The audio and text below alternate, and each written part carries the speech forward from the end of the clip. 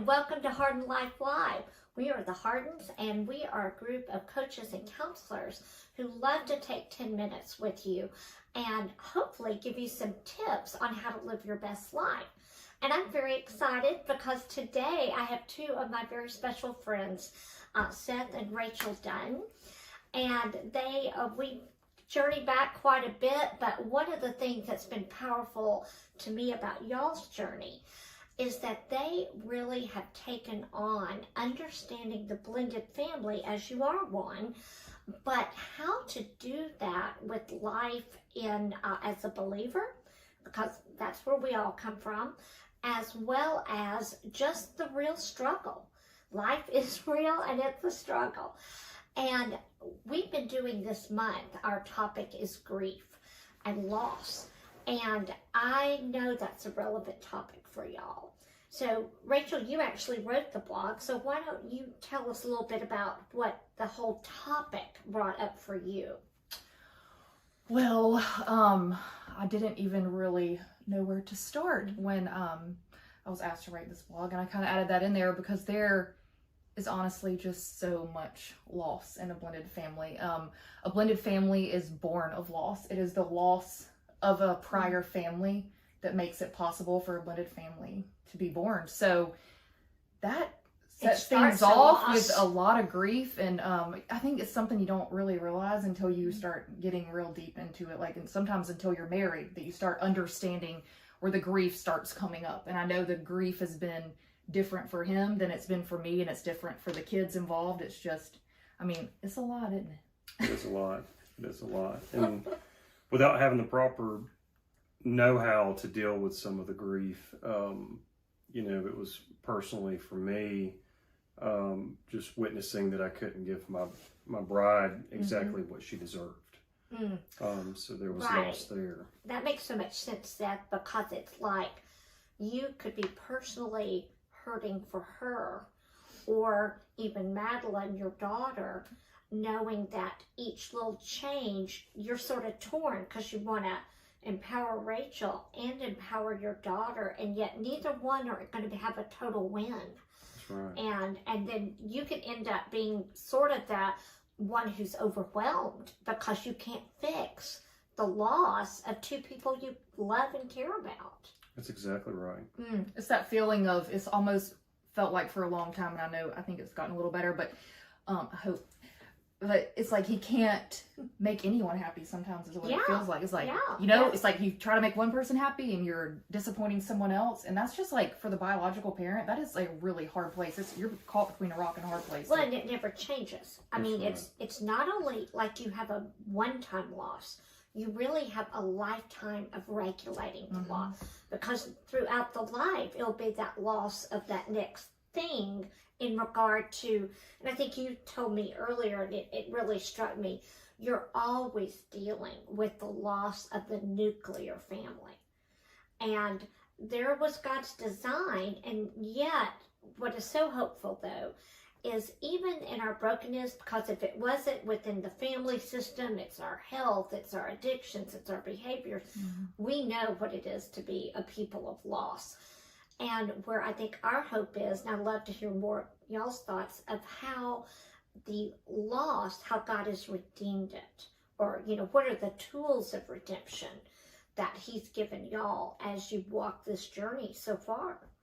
Well, we are definitely still learning a lot of that. We celebrated our 7th anniversary this weekend. It's actually tomorrow, but we had a rough week, because some things come up and you think you have this all figured out, and you get hit with this storm of just random events that just, you're just still trying to figure everything out. So I can't say we have this perfect recipe for how to make it all work, but I will say God is in the business of taking broken things and just putting it together to make this beautiful new thing. And I have seen that happen with us. And it's just hard because you're starting with these broken pieces and then these new pieces, and you're trying to take something that was broken and put it back together with these new pieces, and it takes time to find where those pieces fit. And there's just a lot. I don't know. It's an emotional thing, and as a guy, I think we tend to be geared towards fixing problems. we fix physical problems Yes. all day. So by nature, we want to fix it. Oh, wow. And the hard part is sometimes you can't fix it overnight. No. And you have to reach the emotional side of it. And it's not a physical correction, it's the emotional correction. So there's a lot to learn from both sides. And I think, as a guy, we just have to understand that it does take time. God does restore, He renews, and He strengthens. And so the more you get through these seasons, like Rachel said, we go through a season, we come out fivefold stronger. Yes. And that's got to be the key. And, I think that's an interesting distinction you make, Seth, about, the fixing, normally the external thing, but the emotional level. And I think, what I've learned in my own journey personally and as I've walked with people, you've got to get out loud about the loss and just the feelings, because, like you're saying, guys aren't usually great about getting out loud. And what typically happens, they keep stuffing them until they volcano out. Guilty. Okay, guilty. Oh, like name me a guy who isn't. But and yet what we want to learn is, you know what? It's okay that I do feel those feelings. And that's why I can get out loud as they come. Almost like we're saying loss is layered and it's for a lifetime. If we think we're going to hold our breath and get through it, it doesn't work. Because we will implode. That's right. We absolutely will. Well, so, in your family, as you two talk about it, I don't know how y'all do with Madeline, your boys together are a little bit younger, but have y'all used any certain language or ways of inviting them to talk about their feelings as they go? Ooh, that's a hard one. Our boys are just now getting to the age of Right, where they're trying to figure all this out, and that's been hard for us. But Rachel's done a great job, and just she really does. She encourages the boys, especially we have a 6-year-old, and he's actually figuring things out on his own. But she invites him all the time to open up about more of the feelings without any type of consequence for those feelings. Right. So it's open floor. It's where he can sit and he can just talk to her when things are frustrating him. So I think the big thing is opening time up for the kids to be able to voice their frustration. And it's not always positive feedback, but we're looking for having any feedback. It's what we want to hear. But we invite and encourage him to just be somewhere where he feels comfortable enough to talk to us. And with my stepdaughter, for me, I know that there's so much she hasn't figured out about what she's feeling. Wow. And so she's a tween, isn't she? Yes, she is. Yeah, yes. I thought she was. So we're getting a lot of new feelings and emotions, with all that age. So I've just been, basically what I do is I read everything I can get my hands on, and I've just helped her to normalize the feelings that she has by understanding a lot of what she's feeling is what every kid of divorce is feeling, and they're so torn between these two worlds, and a lot of things that sometimes we can be critical of is so normal for the children of divorce. And like for me, I had to normalize it for me so that I could start normalizing it for her, and I didn't didn't make me upset in any way, but understood,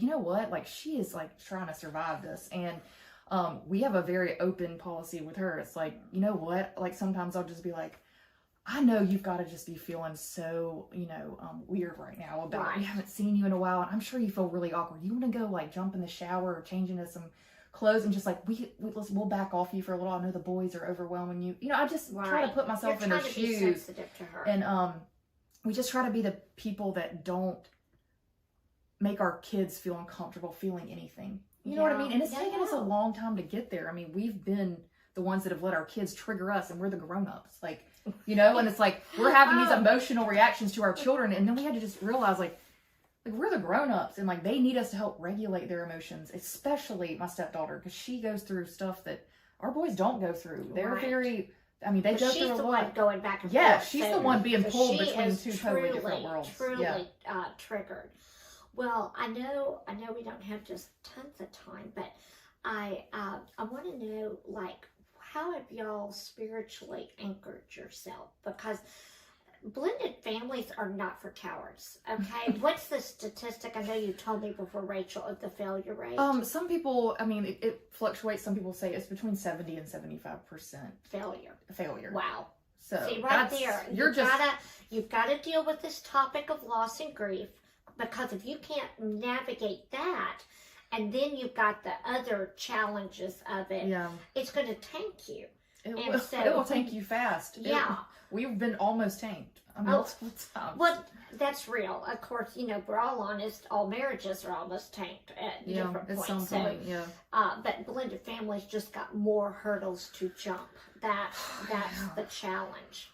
But they also say statistically, as we get through those years, the beauty, the silver lining of the blended family is if you make it through those milestones, you experience more of the marriage struggles early on.